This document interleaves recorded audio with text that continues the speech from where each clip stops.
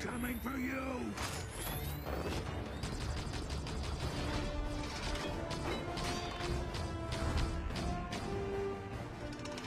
Giant mechs killing giant aliens. It's an awesome concept that pretty much anyone who understands what fun is can have a good time with. Into the Breach takes this concept and pushes it into a strategy game, and being someone who loves giant mechs doing giant mech stuff, I was instantly drawn to this. The world has been overrun by an alien species known as the Vek, and you are the commander of a squad of mechs sent back in time to prevent the world's destruction, save the survivors, and blow the aliens into the next dimension. The story isn't winning any points for originality, but who cares? I just want to kill aliens. You command a squad of 3 mechs in this turn-based tactics game, with the objective to save the surviving humans, which are found in buildings the Vek will try to destroy. Have too many buildings collapse, and you lose the game. And that's the whole game. Control mechs, kill Vek, save buildings. It's very simple, which is the game's biggest strength, but it also contributes to its greatest downfall. If you don't like turn-based tactics games, then the review ends here. What I've explained in very simple terms and the gameplay that I've shown is the entire game, and if you don't like what you see, the game simply isn't for you. If you like turn-based tactics games but can't stand RNG, then worry not, because your pilots are not drunk rookies in this game. Much like Subset's previous game, Faster Than Light, Into the Breach is a roguelike, where each playthrough is randomly generated to create infinite replayability. There are 4 islands that need your help: a friendly grasslands island, a desert island, a snow island, and the rubbish tip. Each of these islands have their own gimmicks and mission types that are unique only to that island, where each of the Vek enemies that you encounter are random each time, and they're clearly displayed to you when selecting which island to save. Once on an island, you play through a variety of missions where you kill Vek and save the cities. Each of these missions has optional side missions that you should probably definitely complete, giving you various rewards if you do, and completing every mission on an island will net you another reward. These can be used to upgrade your mechs or to repair power back to the grid. Each of these individual missions takes place on its own 8x8 grid, with its own challenges to overcome. Each mission has the exact same sequence of events. You deploy your mechs, the Vek move and declare their attacks, and then you respond to these threats as best as you can. How you go about this depends on your squad. There are 8 standard squads in the game, all built around a theme that will dictate your options: pushing Vek, setting Vek on fire, using the elements, or abandoning the timeline. After you've completed all of your moves, the surviving Vek will attack the declared spaces. If you displace the Vek instead of killing it, you also displace their attack, which they are committed to, so they'll either attack the air in front of them, or one of their own. If you can't kill or displace a Vek, you can also block their attack, either with another Vek, or with your own mechs. Mechs repair all damage at the end of a mission, so this doesn't impact future missions, but if a mech is destroyed then the pilot dies, which removes all bonuses they were providing. The mech remains fully operational under an AI pilot that provides no bonuses, so you never permanently lose the mech. The core gameplay of Into the Breach is as simple as it sounds and looks. The game isn't very visually impressive, but it gets the job done, at least when there's a manageable number of enemies. In some missions, and especially on hard, it's very easy for the screen to get cluttered with arrows and dotted lines and fire and environmental hazards, and you get the idea. Just take a glance at this screen and try and figure out what's going on. This might be a minor flaw, but majority of my thinking time wasn't really spent evaluating options and finding the best string of actions. It was mostly spent deciphering what the Vek were trying to do, and sometimes I would miss things that would usually result in some consequences. Thankfully, there's an undo button.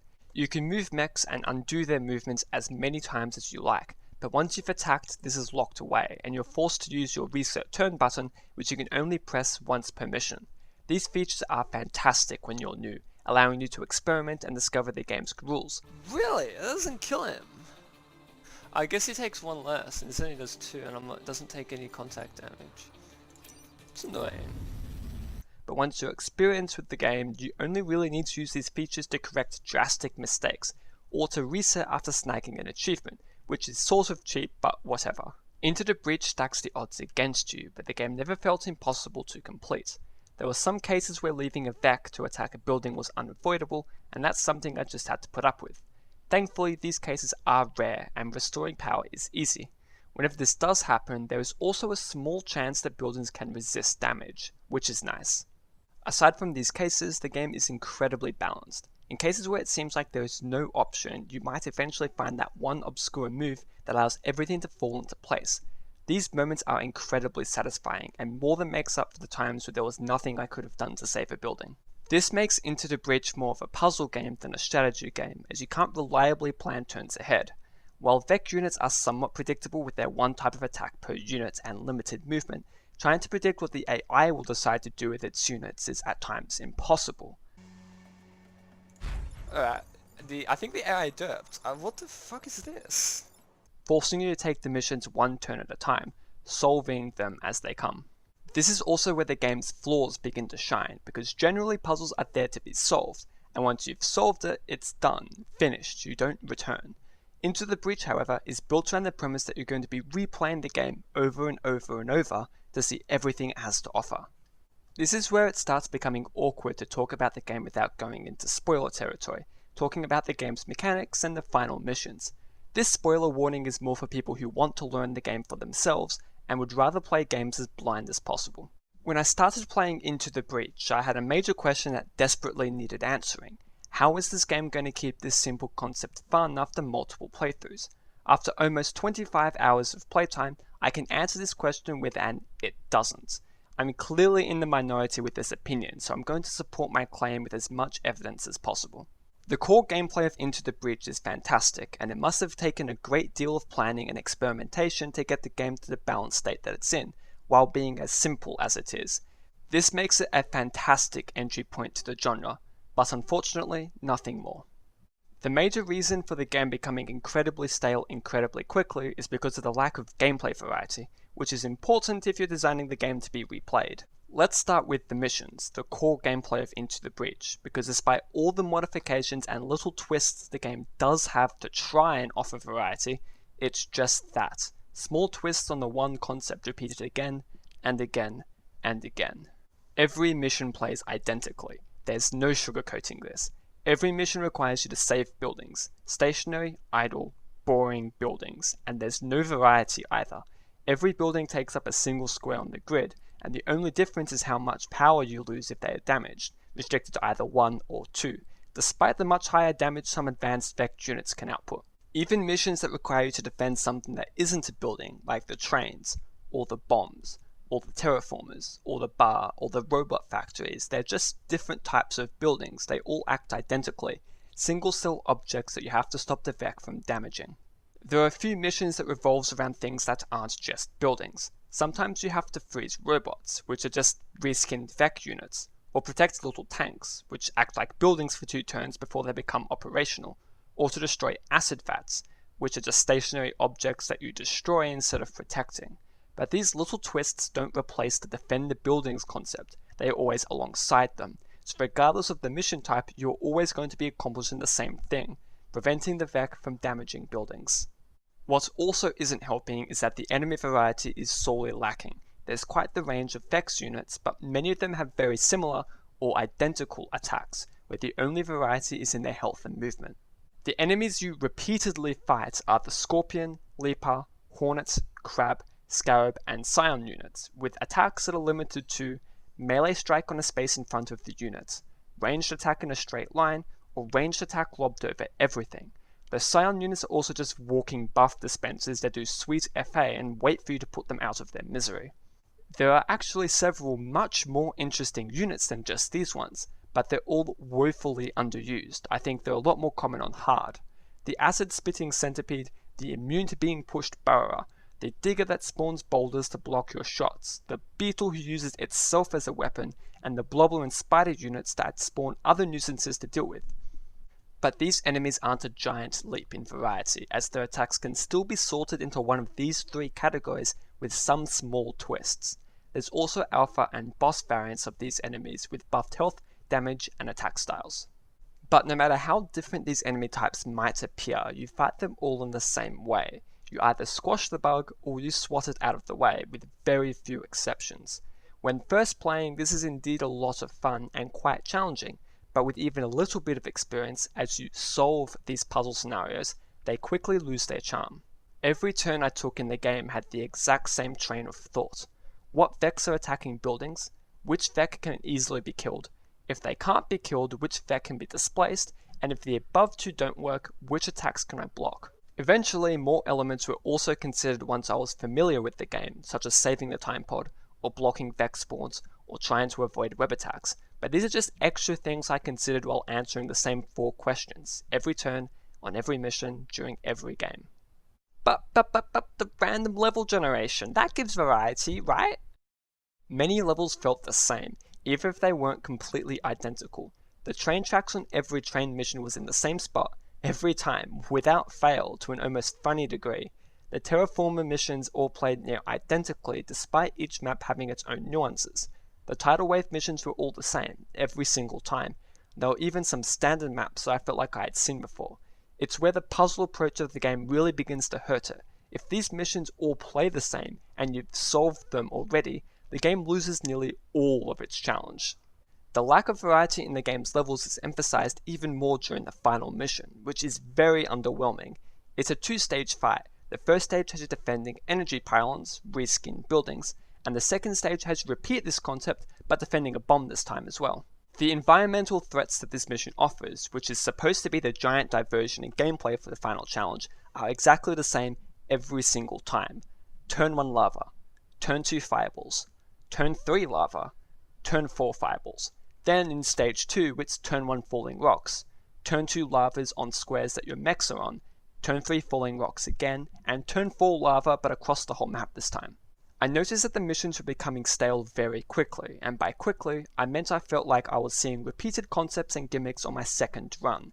So maybe the variety comes from the squads instead, and it's in these combinations and loadouts that creates the game's challenge. It wasn't the case. Despite the 8 squads being built around 8 very different themes, which should translate into different strengths and weaknesses, they all played identically. Every move these mechs could make, very much like the Vek, could be grouped into one of these 3 categories. Every attack either displaces Veks by pushing or pulling them in a direction, by doing high damage, or by providing utility, usually through shields to prevent damage, or by freezing Vek. Some ideas were unique and interesting, such as the squad that hurt themselves to deal damage, or this mech that flipped the direction of its target's attack, but these are gimmicks, not options. Your only real options are killing the Vek, displacing the Vek, or blocking their damage, and every squad in the game can effectively and efficiently achieve all of these feats. The severe lack of variety gives me this feeling that a severe amount of content was cut, or the game was oversimplified. The concept is great, and Subset really did succeed in making the game they intended to make, but it's just missing the something, the hook, the reason to keep playing after beating it with every standard squad. FTL had an Advanced Edition update that added more challenges and more gameplay variety to the base experience, and that was enough to breathe new life into the game. Unlike FTL though, Into the Breach desperately requires this content update. More enemy varieties, more mechs, more interesting levels, maybe even different defense missions, from defending a power generator that takes up a 2x2 space instead of a 1x1, or something. Something new so that every mission isn't just facing the same old Vek, defending the same old buildings, with the same old strategies. The game's current gameplay hook is through the achievements and challenge runs that players can choose to take, but I'm hesitant to call this content, even though the game treats it as such. There's 55 achievements, each awarding a coin, and you use the coins to unlock the squads. This might be off-putting at first, but I didn't have to go out of my way to chase down the 30 required achievements to play the base 8 squads. For completionists, there's a secret squad to play as for getting all the achievements, but I don't know what that is, and I likely never will since I have no desire to chase the rest of the achievements down. The achievements also don't add anything new, just a different objective, a different small twist on top of the stale gameplay I've already explained. But beyond beating the game with every squad, challenging yourself with random and custom squad options and getting all the coins and medals are the only reasons to keep playing. But maybe my disappointing time with Into the Breach is because I played the game wrong. I played this game for a few hours at a time, doing playthroughs back to back to back, which means I was completing many missions that all felt the same again and again and again, for hours at a time. Maybe this wasn't the intended way to play it. Maybe I should have played it over a set amount of time instead, during lunch breaks, or during class, or on the go on my phone, or tablet, or what's that other portable gaming console called? Into the Breach feels like a game to be played in short bursts on the go. It looks very much like a mobile game instead of a PC game, although it's leagues above its competition in terms of enjoyment. Each mission is deliberately short, the gameplay is deliberately simple, and the UI shows you everything you need to know on a single screen while still looking visually pleasing, the game's biggest accomplishment by far. This all makes the game very easy to return to after you've suspended it partway through. Playing a run over the course of a day instead of the space of an hour means you are less likely to notice the repeated levels and simple gameplay as quickly as I did. It's supposed to be a fun diversion from work or school or to pass time on the bus. If I'm right, and this was the intention, then Subset succeeded spectacularly. And that's my drawn out thoughts on Into the Breach. It's not a bad game, it's just missing variety and depth to keep its players hooked. With some more varied enemies and mission types that aren't just defend buildings, the game would become infinitely times more enjoyable.